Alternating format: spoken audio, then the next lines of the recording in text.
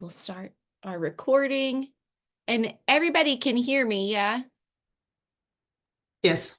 Okay, good. Thank you. So my name is Lauren Willette, and I'm the Folk Arts Fieldwork Coordinator at Arkansas Folk and Traditional Arts. We're a public folklore program that serves the state of Arkansas and is housed at the University of Arkansas in Fayetteville. We'll drop a link to our website in the chat for anybody who wants more information. Our mission at AFTA is to document, present, and sustain folk and traditional arts, and we have three mainstay programs: this web series, our apprenticeship program, and the Community Scholars program. So again, if you would like more information about what we're doing, just click that link that's in the chat. And today for my first session for 2024, I have Miss Ethel Tompkins of Hoxie, Arkansas with me. Miss Ethel is one of the 21 students who integrated schools in Hoxie prior to the 1957 integration of Central High in Little Rock. And we're just going to discuss her experiences and her work with Hoxie First Stand, which is an organization dedicated to preserving the history of these events that we'll talk about today. So thank you so much, Miss Ethel, for joining us. I'm so happy that we got you here and got you in. So I want to start by just getting just a little bit of background information on you. So have you always lived in Arkansas in Hoxie?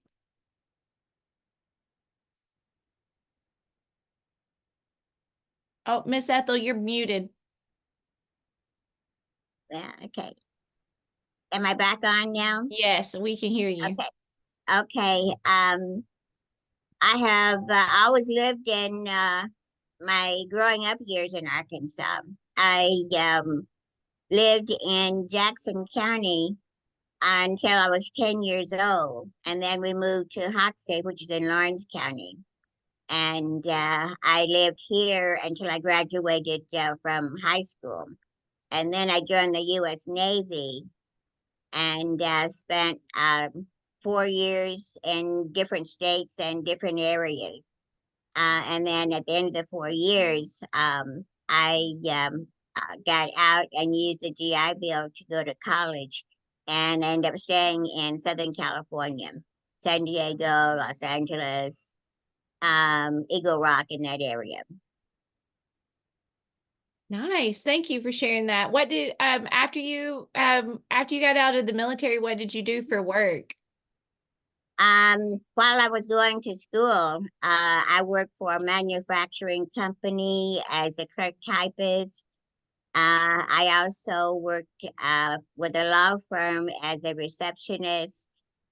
I worked with the savings and loan as a financial analyst, and McDonnell Douglas. I worked in there. Well, I set up their computer department. When I started to work there, they had one computer, desktop computer. And by the time I left, I had set up about 400 computers and trained over 1,000 workers. Wow, nice. That's so cool. My grandpa worked for McDonnell Douglas in Melbourne, Arkansas. Okay. But anyway, so I first I want to talk a little bit about the organization that is dedicated to preserving this history, and I have the website pulled up, so I'm going to share my screen so that everyone can see it. And this is another website that will share the link in the chat, so everybody's seeing my this website with Hoxie the First Stand and Right in the Sight of God on the screen. Yes. Okay, good. So I just wanted to just take a second. Do you want to tell a little bit about this organization and what the purpose of it is, Miss Ethel? Okay, our organization, well, we took our name from the documentary that Mr. David Appleby of the University of Memphis composed and put out in 2013. And the name stands for the first stand.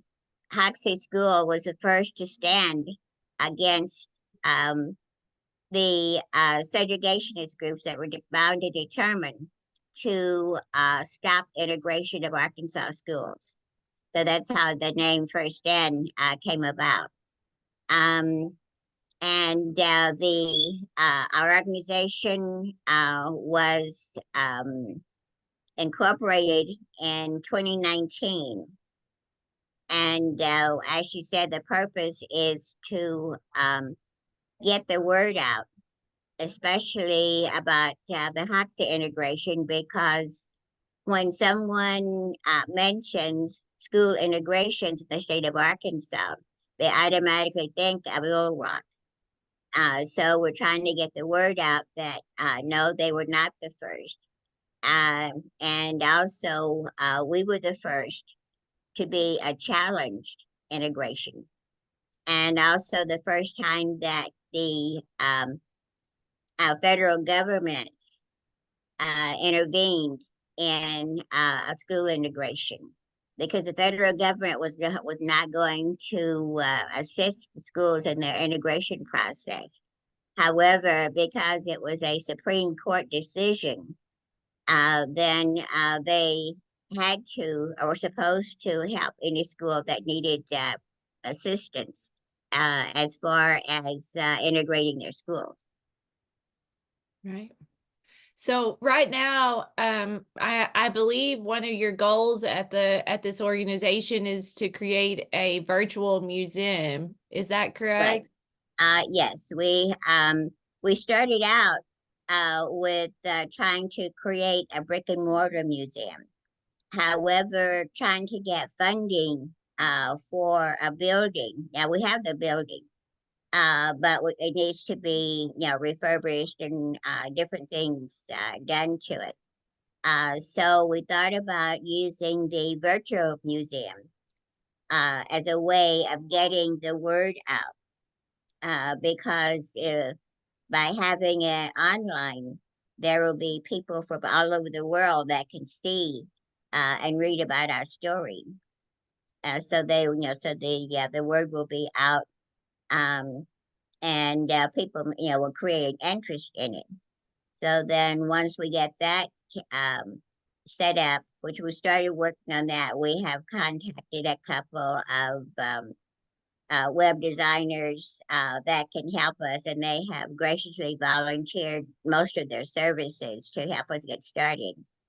Then once that is online, and there we will start doing various fundraisers to get some funds to refurbish our building.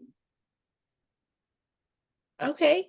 Okay, great. Is there you serve as the president of the board for this organization. Is there anything else that you want to say about it before we start talking more about the details and your experiences during the process of integration?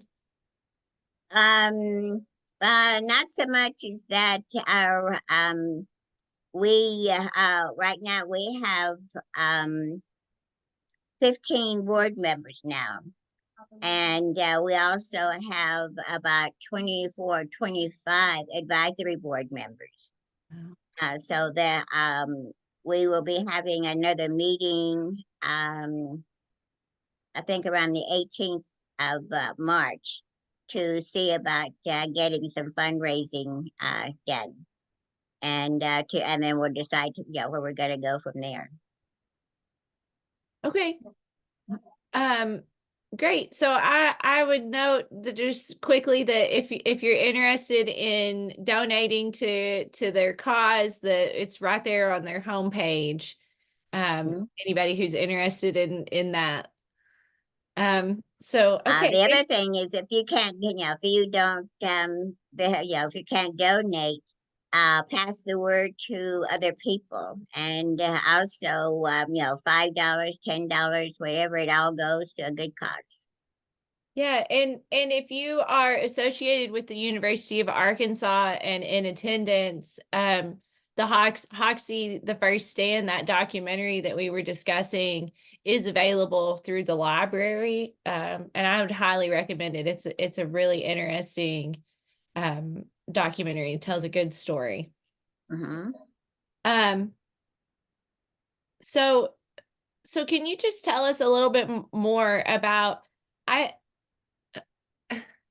this story? As I learned more about the details, it's a pretty complicated story with everything. So could you just tell us a little bit about like the first bit of the school integration before Life magazine showed up? What happened? How did that go? What were your experiences? Um, Everything was going along fine. My experience, most of the students that were in my class and in my section were kids from my neighborhood that I already knew, and we played together on the weekends and after school, and we had sleepovers and just normal kid type activities. So I did not have as much of a problem uh, fitting in as some of the other students did, only because it was like going to school with friends because we were already friends. And matter of fact, we're still friends. We're going to have a class reunion during the eclipse. So, Oh, fun. um, but the as far as um, the classes what the teachers treated us just like any student coming in on the first day of school back from from the winter break. Now the thing at that time, most of the schools had what they call a split term. You would go to classes from October, sometimes mid-November, to May.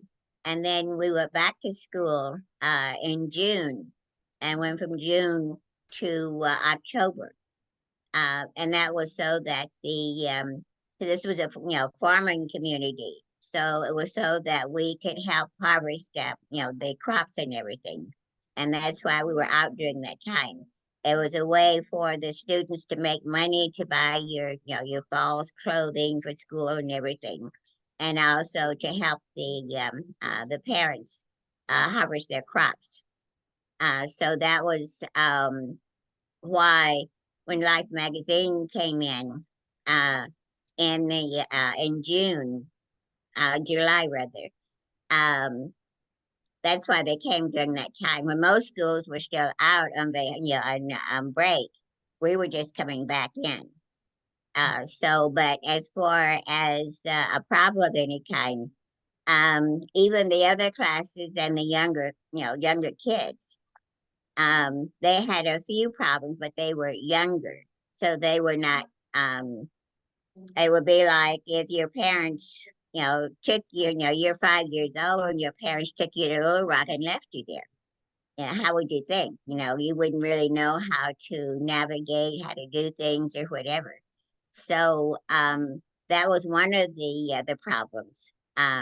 Why you see in a couple of the pictures why the black kids were kind of standing off to one side, um, but the picture of the two black kids and the two white kids that they were fourth graders, and they were walking arm in arm across the schoolyard, and that was a picture that Life magazine took, and they thought they were doing a good thing because they were showing the country, this is what can happen, how you can have a good um class time, kids getting along and doing things. So um um they thought, it was good, which it was a good thing. It was just showing, hey, this is why, how kids can get along. Well, because that picture, when it hit the stands, all of the various groups that were against integration decided they had to come to Hoxie and break up the integration process because we were showing different parts of the country that, hey, integration can be done with no problem. Kids get along, just fine. Yeah. So I have a copy of that article pulled up, and I'll show the photo in just a second, but I want to go Mhm. backwards just a little bit before I do. Okay, Um, yeah. I prior get to carried away, so. Oh no, you're okay. You're okay. Prior to integration, and it's really my fault because I should have probably asked this question first, but prior to integration, where were Mhm. you going to school? What was the situation before? There was a small rundown school. I see. Well, actually, it was about um 3 blocks from my house. It was just a one room building. Most of the time the windows were broken out. We had no grass. Everything was mud, especially when it rained. We had a large pot-bellied stove in the middle of the room, which was our heat during the winter. No indoor plumbing, so you had to go to the bathroom. You'd either try to hold it until lunchtime, or there was a building out back of the old outhouse. For drinking water, we had to go down, take a bucket, and go down the street to find a house and hope that somebody would be home. That would allow us to fill our bucket so we'd have drinking water for the day. And the school board said they didn't have enough money to be able to fix up our building because it leaked all the time. And for whatever reason, our windows were always broken out. So they had no funds to fix up our building.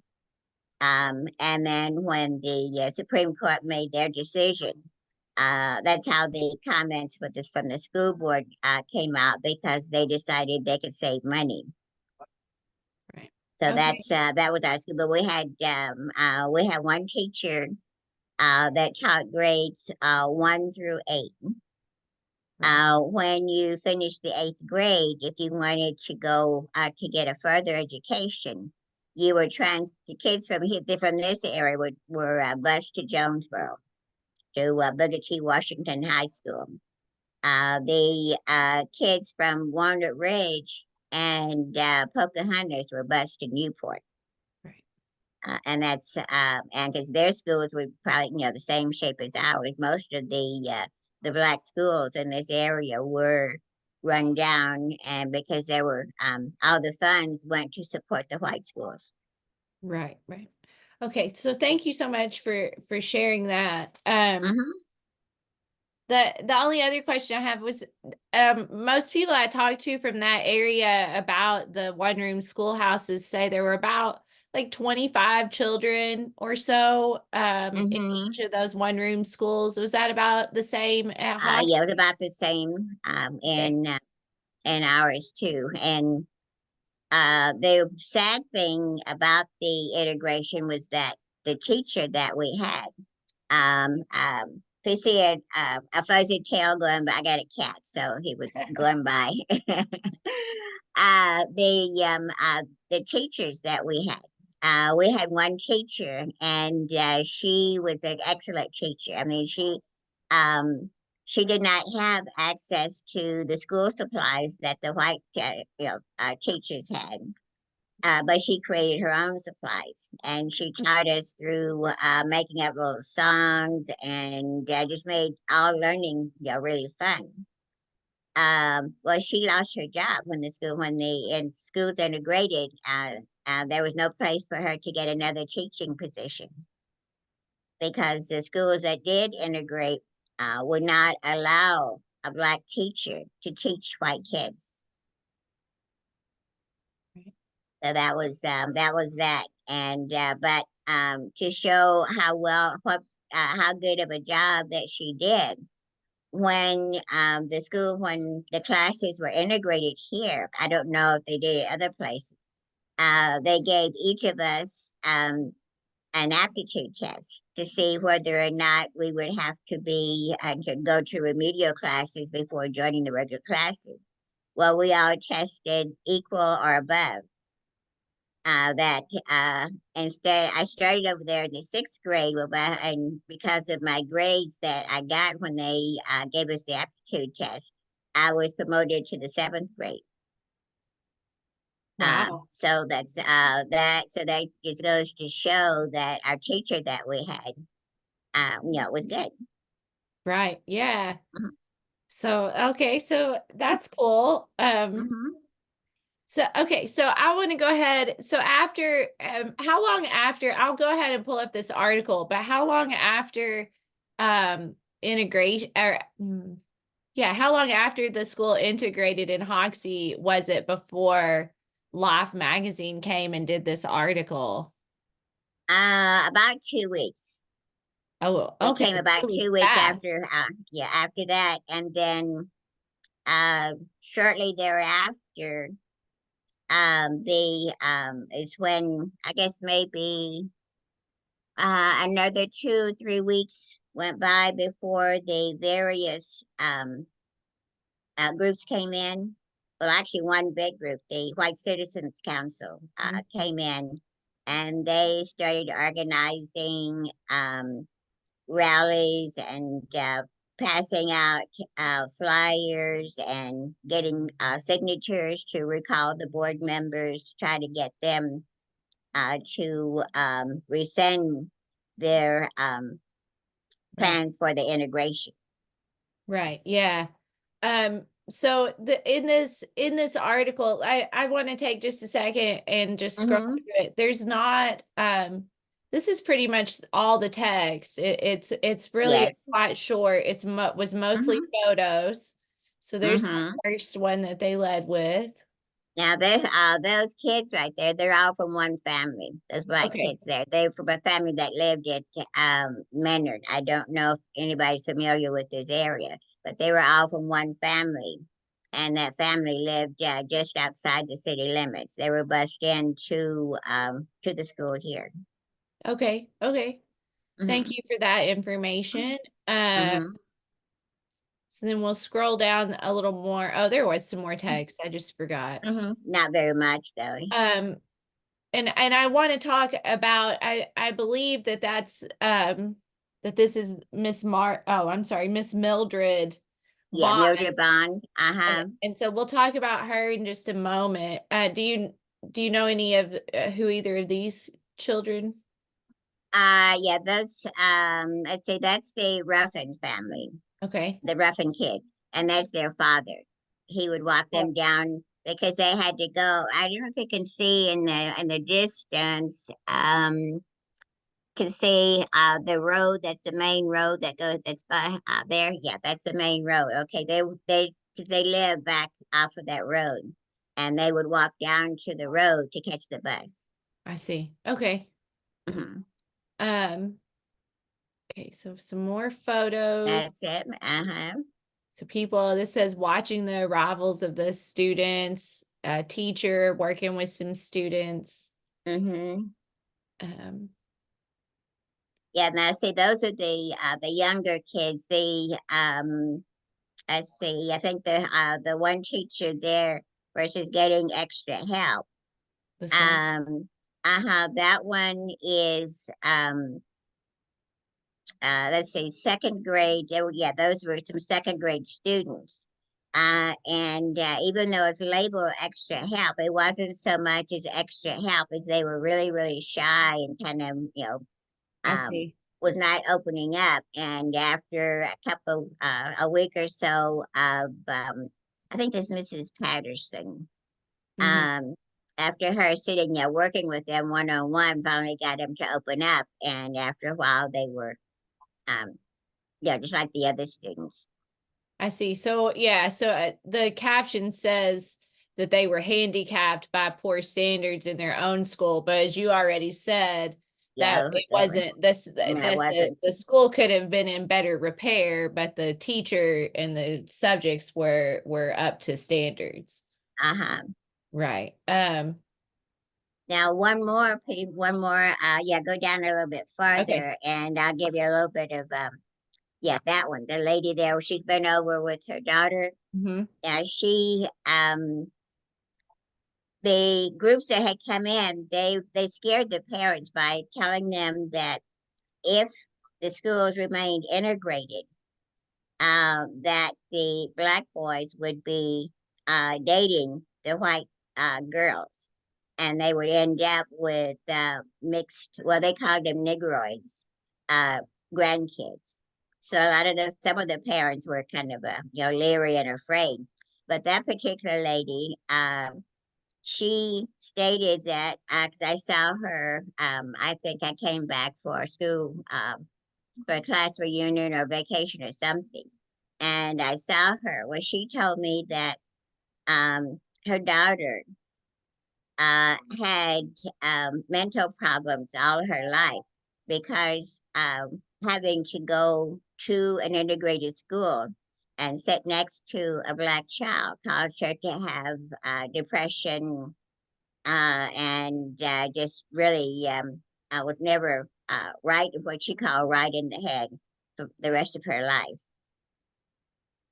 So her mental problems that she had was all caused by the school integration. I, um, I don't, well, Miss Ethel, Mhm. I don't know how you would handle that, somebody saying something like that. That sounds Oh, like, it goes in one ear and out the other. I've had all kinds of things. When I moved back to take care of my parents in 1990, I got a job working at the library, and there would be some people that would come in, and so if I would be at the front desk or somewhere, and then I would say, hello, can I help you with something? Well, sometimes some of them would say that there was no way that I could help them because I did not have enough knowledge to assist them with anything. There were sometimes, once in a while, somebody would come in and they would state that I should not have that job because I was taking a good job away from a good white woman that needed it. There's a lot of different weird things like that. wow. But I just, I never took it to heart. Well, I'm glad that you've used those experiences to help educate other people about the history and what's really happening. That's Hmm. impactful. So yeah, so we have thank you for giving more context to that. And then here is Hmm. the image that you were Yeah, speaking that's the about one and that, describing. yeah, that's the image that kind of caused everybody to blow their top. Now, what's wrong with that picture? You've got four kids walking across the school ground going to the playground. Yeah. Do um Now you're not in any of these images in this. No, though, all of the images were taken of the sixth grade and below. And since I was in seventh grade, Right. um, they didn't make it over to outside the campus to take any pictures. So I wasn't in any of those. Okay. So the groups that came in after this, at least according to that documentary and what I've looked at, were White America Incorporated and the Hmm. Association for the Advancement of White People. And both of those groups were like headquartered in other states and got Uh-huh. interested because of this article. Is that right? Yeah, that's right. So, so do you know what do you remember about the rallies and the like the handbills that they were passing out? What happened with all that? I don't, at the time that it was happening, I knew very little of that because, say, during the 50s and the early 60s, kids were not privy to information of what was going on. When the adults were talking about things, the kids had to go, play outside or go somewhere. It's not like today where, kids know, they know as much or more than their parents do. Back then, we were not allowed to hear a lot of the stuff. So we didn't know what no kid in that time period knew what was going on. Our parents just did not allow us to know, what was happening. So it wasn't until, I became an adult that I found some of the information and, really talked to my dad a lot. And he told me, some of the things that were going on. Now, where we live, which is where I live now, we did not get any of the hate mail, the phone calls that some of the other people got. I don't know if it's because where we live, we were the only Black family down here, or nobody knew we were here, or what the problem was. But we didn't get. He said we didn't get any of that.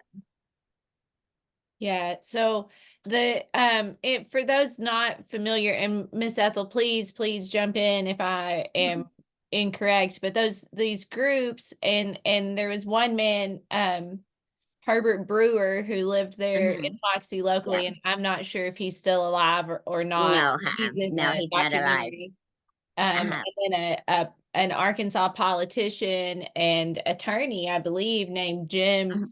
Johnson, Jim Johnson. and they led locally that charge that was sort of started, or was started by these outside groups reacting Mhm. to this magazine. So the outside groups, White America Inc. and the Association for the Advancement of White People. Right. And they held rallies, and they sent handbills to people in Hoxie. And then once those local people got involved, they were actually going out and knocking on some people's doors, including African American families, to ask them to Hmm. join the movement to Right. segregate the schools. Hmm. Now, you mentioned Jim Johnson. Now, Mhm. the one crazy thing about that is that because of Jim Johnson's involvement with Hoxie, which is why what caused the Little Rock Nine um, area with Governor Faubus, because Jim Johnson was a politician, and when he could not stop the Hoxie integration, he decided he was going to run for governor. Mhm. And so Governor Faubus, who up until that time had no interest in whether there was segregation or not, but he knew that if he wanted to continue to be governor the next term, that he had to put forth an effort to join in to stop the school integration. And that's how he got involved with the Little Rock Nine. Yeah, yeah. It looked like this Jim Johnson fellow really sort of pushed Faubus to Mhm. be even more conservative than he was. Right. Um, yeah. And also, then now see with Jim Johnson, he, even on his deathbed when he was dying, he was still adamant that the school should not have been integrated. I run into, let's see, we had at the Capitol, they did a display of the Hoxie school integration memorabilia and things. And it just so happens that one day when I was down there, that Jim Johnson's son came. He came to see the display. And I was talking to him. I'm always very careful or sensitive to the relatives, especially some of the integrationists that were, very prominent. Um, but with him, he started the conversation. He said, you know, until after my dad got sick and he knew that he was dying, he was still very adamant about school segregation. So he mentioned it. Yeah. Um, yeah. So that, and it, I mean, he definitely, made waves, Mr. Johnson Hmm. did, Yeah, he did. and was a very loud supporter Hmm. of segregation. And there is a link, in chat about, to an article on the Encyclopedia of Arkansas about this man that we're talking about. So Right. something else that I really want to spend a little time on before I which we started a little late, so I feel like I still have a couple more questions I want to get to, but I definitely want to talk about Miss Margaret Bond. Uh-huh. Could you explain her role and tell us when she got involved in Hoxie?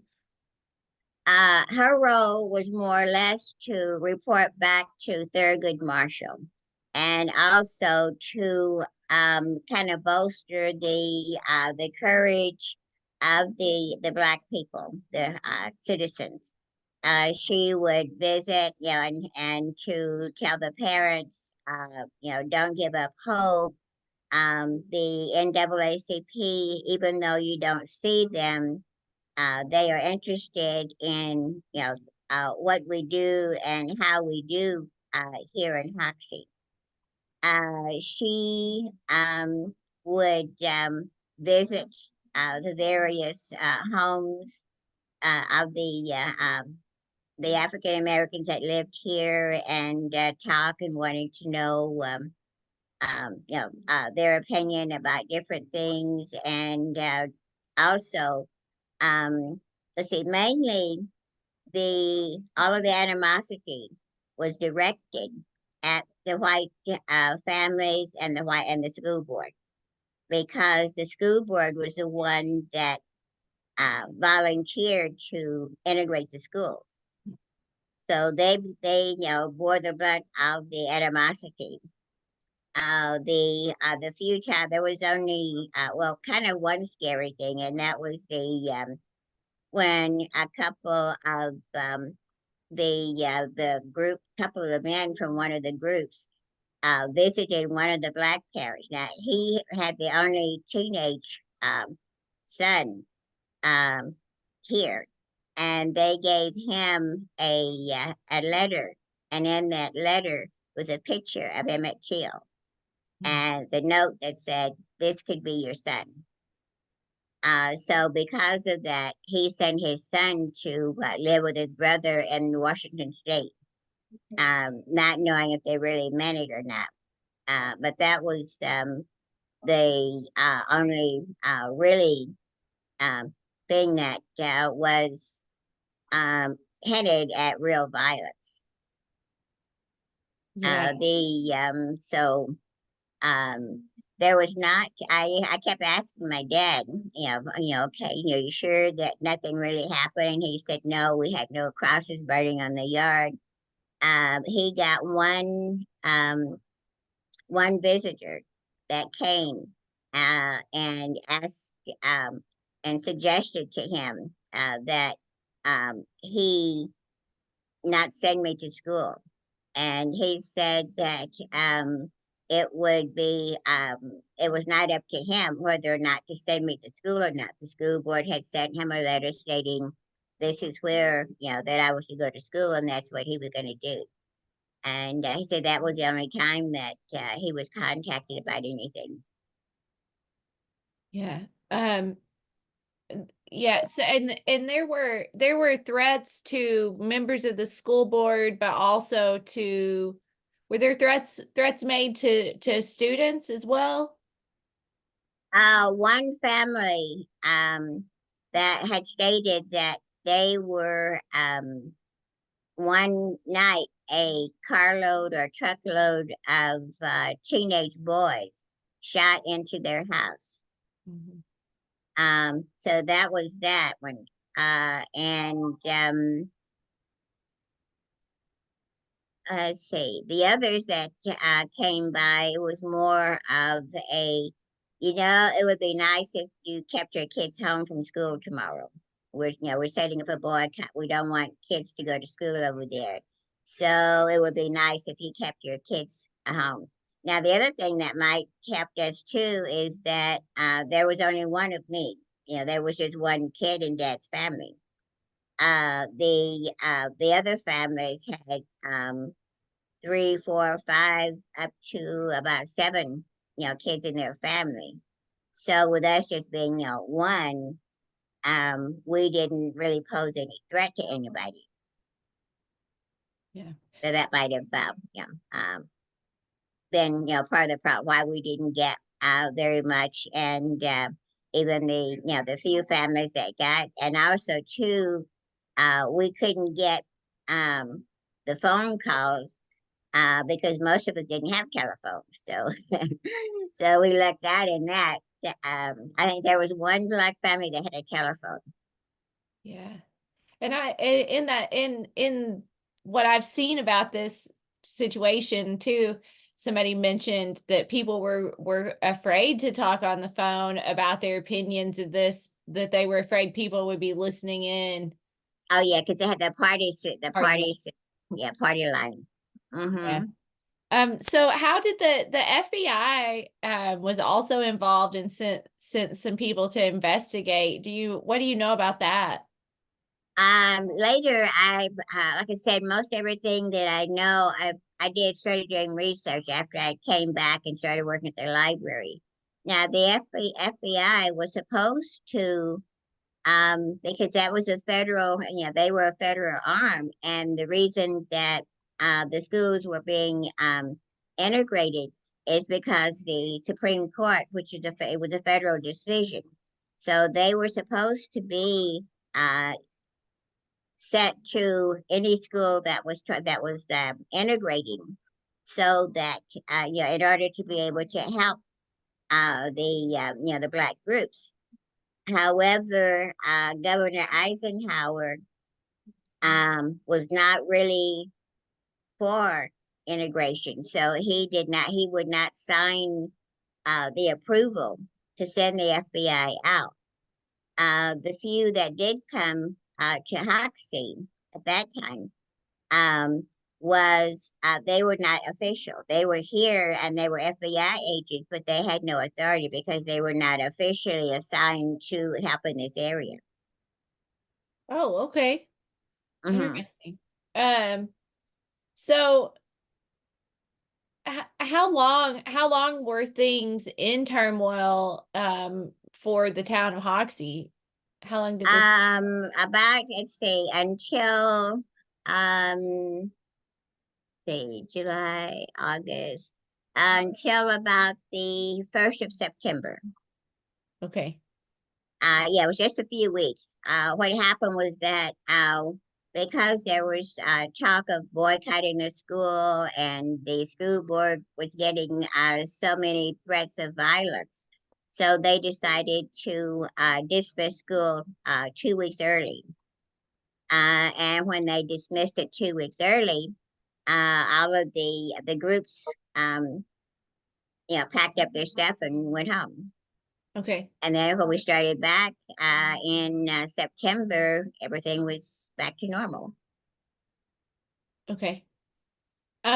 So before I open it up to questions, I just want to ask what do you wish that more people knew about this process of school integration in Arkansas?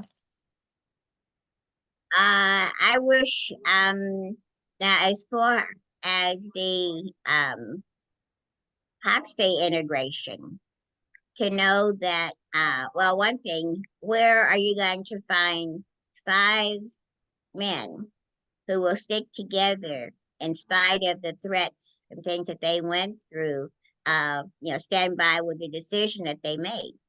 Where they hung in there. They could have just as easily, like a couple of the other schools, decided to not integrate at that time. But they didn't. They kept, they made their decision and they stuck by it. So I think they should be commended uh, for sticking by their decision. As far as the integration of schools in Arkansas, um, I think people should know that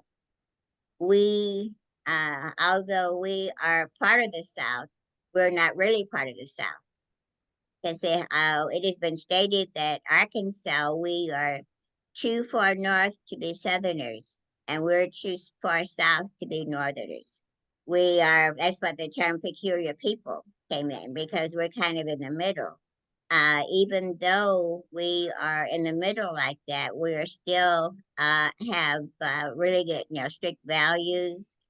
Um, we, try to obey the law at any, at most of the time. And as far as the school integration goes, one thing that hardly anybody recognizes is the fact that probably 99.9%, well, in fact, 100% of the Black teachers were without jobs when the schools integrated. That was one really, really sad thing. Even though quite a few of them had master's degree in education, so they had, it wasn't like they, had, no degrees at all. A lot of them had, a master's degree, and yet they were not considered good enough to teach in the white schools. Yeah. To me, I think that is really sad. At least give them a chance to see if they, if they were good enough to teach. But no, it was automatically decided that they would be, laid off once the school was integrated.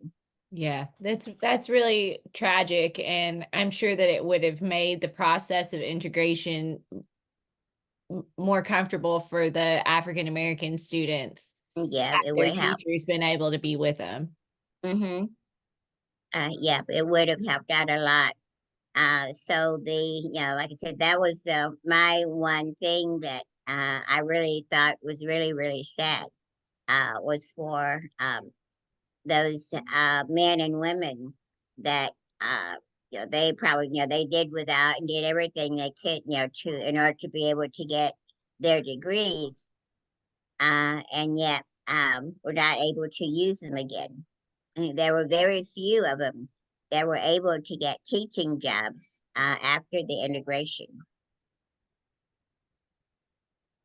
Well, Miss Ethel, thank you so much for sharing with us today. Mm-hmm. I'll just take a second to say thank you for your knowledge and your energy and your time. We really appreciate it. I want to say that before before anybody logs off. Do we have any audience questions this afternoon for Miss Ethel?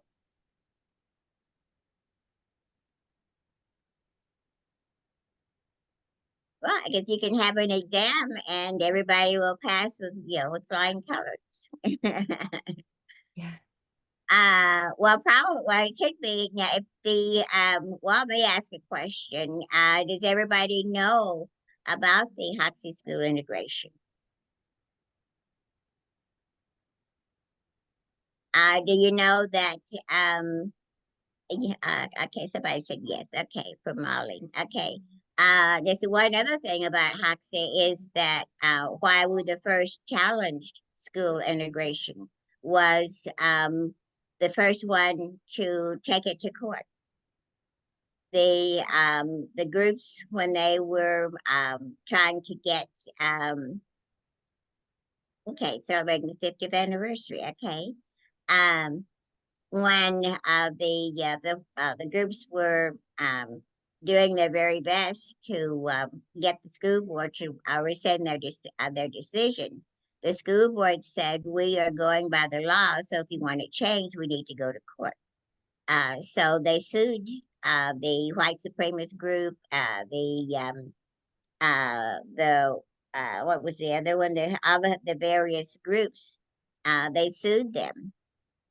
So that was the first time that a suit, and it's probably the first one, and probably up until fairly recently, of any school board taking one of the groups to court. And the decisions that came out of the suit, the laws are still used today. And now you get somebody that goes to court for discrimination or um, something, dealing with housing, various things. And a lot of times the Hoxie school decision is used as a basis for the lawsuit. Wow. So even after all this time, we're still being used for different things. Yeah. Yeah, that's thank you. That's awesome. And the Uh-huh. attorney was Mr. Bill Penix. Right. I had that name written down. You did have one other question in chat. It says, did the teachers at the Black schools prepare the students prior to integration? The only preparation that we had was our teacher, Mrs. Trotter. She explained to us, she gave us each a little speech about continuing to do your best. You know that you have the knowledge, you are just as good as the students there. So just continue to do your best, and I'll come back and visit. And that was basically all she said. Now, for me, my dad had taught me from the time I could remember that I was as good as anybody else. I was a child of God. I deserved to get the best education possible. When they integrated the school, to walk in the school with my head up, my chest out, and just go right in and don't pay attention to what any negative comments that are made. And that's what I did.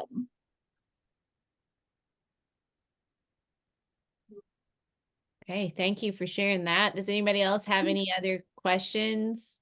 And it looks like Molly shared a link about the 50th anniversary event, so I can email that to you so that you can look at it later. Yeah, and that should also Charleston. They had a celebration. Okay, say the first three schools to integrate were Charleston, Fayetteville, and then us. Now the Charleston and Fayetteville, they did theirs. I think somebody said they did theirs after midnight. They kept everything really quiet. Nobody knew that they were integrated, and they kept it all very hush hush. Whereas with Hoxie, we were just out there on the front page. But they were the first three, and let's see, Charleston, no, Fayetteville, I believe. They were not completely or totally integrated, like the lunchrooms. And say Hoxie, everything was totally integrated. Lunchrooms, bathrooms, everything. The sports basketball games or whatever, the bleachers, everything was integrated at Hoxie. Whereas some of the others were only integrated as far as the educational areas go. One other little anecdote thing is that when the choir, this we had the school choirs, and they would go visit, to other places, and compete. Okay, the I was not part of the choir because I couldn't carry a tune in the bucket then, and I still can't. But there were several girls that um, could, and they were part of the choir. Well, when the choirs would go to other places for competition, the black kids couldn't go because the schools would not recognize them. Same thing in sports. They wouldn't if we had a couple of boys on the sports team. And the other schools would not play Hoxie. They would forfeit a game rather than play Hoxie because they had black kids on their team. That's how deep seated in some places that they thought of black and white kids being together.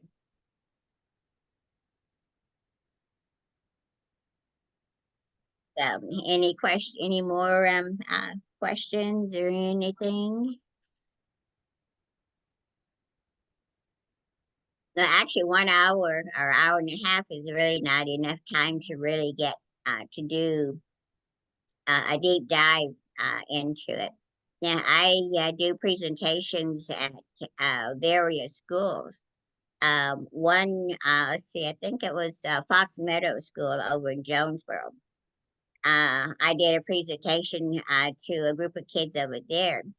And this one little girl, I never forget her. She came up to me and she was hugging me and she was crying. And I wondered, I wonder why she was crying. Well, she said that it was really, really sad that you were treated, um, being a Black person, the way that Black people were treated back during the Jim Crow era. It just upset her to no end. She thought that people were treated differently. So the young kids of today, they think nothing. I mean, it's something that they've grown into. They grew up with integrated school, so to them, it's really no big deal. Yeah. So that's where our hope lies, is with the younger kids coming in.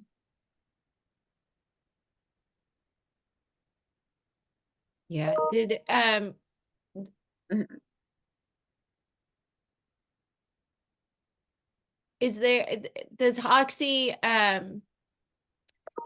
do anything to celebrate this history within their school, or like is there like some sort of yearly recognition? Are you guys doing anything like that? Not a yearly thing. Usually, now the class of 61, which is when I graduated, the kids that were in my class. Now, as a group, we usually do. The school itself has only fairly recently started to recognize and celebrate the integration, mainly because there were still a lot of uh, hurt feelings, like I liken it to the Civil War, because in the Civil War you had divided families. Some went to the north and some went to the south. Okay, there were a number of families that were divided like that, and so in order to kind of soothe the ruffled feathers, I say, is that most people don't want to admit that it exists.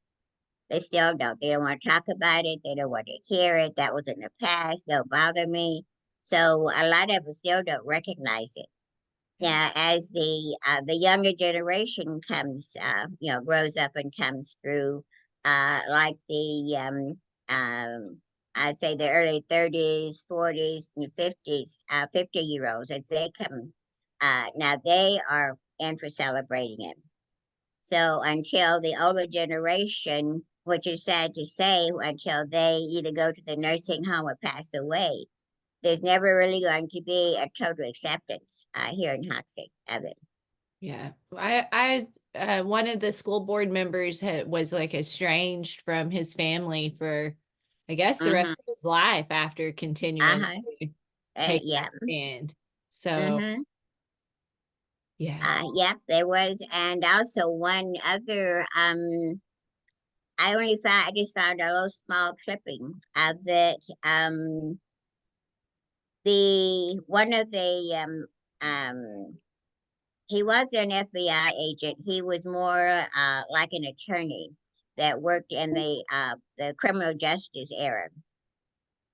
He was more inclined. He was kind of the push behind getting the federal government to assist schools with their integration. Mhm. But his father was not. So his father never spoke to him from that day until the day he died. That's hard. Um, Mm-hmm. but I will say I appreciate when I see people take a stand for what they know is right, even Mm-hmm. in the face of extreme difficulty. Right. It's always moving to hear those types of Mm-hmm. stories, Yeah. and that is the type of story that you shared today, and I really appreciate it. I do think we probably need to wrap up. I just Mm-hmm. in case anybody had another Yeah. question or Something you had else. anything else that you wanted to say. Mhm. Uh, but Just one. Let's see. You've got my email, right? Let's see. You got my email and my yes, phone number. Okay. Any. anyone that has any questions or want more information or just want to talk about it, or if they know somebody that wants information on it, give them my email, my phone number. I don't mind. Okay. Um, I don't know. I don't know if I told you about this little girl that lived in Conway. She was in the fifth grade a few years ago, and she wanted to do a history report on the Hoxie school integration, and her teacher would not let her do it. Kept telling her it did not, that if there was no such thing. Well, she knew it did because her grandfather was in my class. So she called him, and so I told him, give him my number. And she interviewed me over the phone and did her report. And then I told her to tell her teacher I would send her my copy of Hoxie the First and the documentary if she still didn't believe her. Well, she still didn't believe her, so I sent her the DVD, and she gave it to her teacher to watch. And then I guess so maybe a month later, I got this phone call from the teacher there, and she wanted to apologize because she said, as far as she knew, Little Rock was the very first school integration.